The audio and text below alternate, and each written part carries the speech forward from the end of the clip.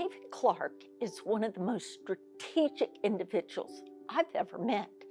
He has the ability to see a problem or an issue, assess the opportunities, assess the challenges, and come up with a solution.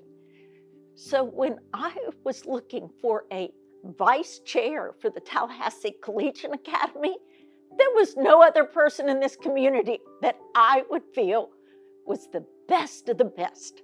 I met David almost 10 years ago, actually more than 10 years ago. We were introduced by a mutual mentor, and we've been friends ever since.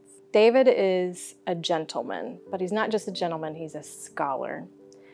Not many people know that he actually has multiple degrees and has graduated top of his class in every program that he's ever been in. You know, the biggest thing about David is he brings a tremendous amount to the table, but the difference is David always puts the other guy first.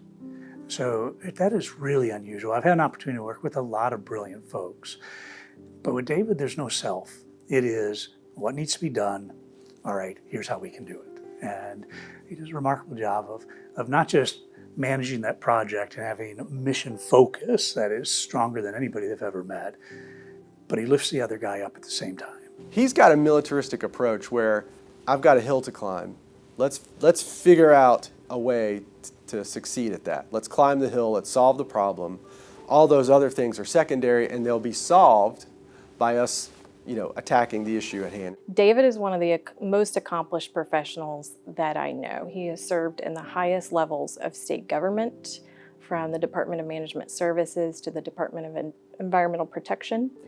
He also was the Deputy Chief of Staff for the Governor, but he also has served his country. He was an airborne officer with the Army for several years. Probably the best commencement speech I have ever heard. In the multiple years when our veterans have had a special graduation ceremony was when we asked David Clark to speak.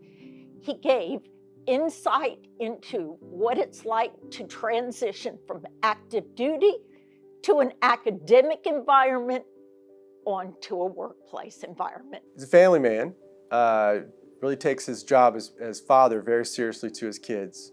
And you get to see him balance that. And so obviously the jobs he's had in his career are very demanding on your time and energy, but he always made time for his kids. I really admire my dad for being driven. He's always happy. He's always offering a motivational quote. He's like Mr. Motivational Quote guy. Even when he's not feeling good, he's always up and positive. Dad, me and Caleb are so proud of you. Congrats.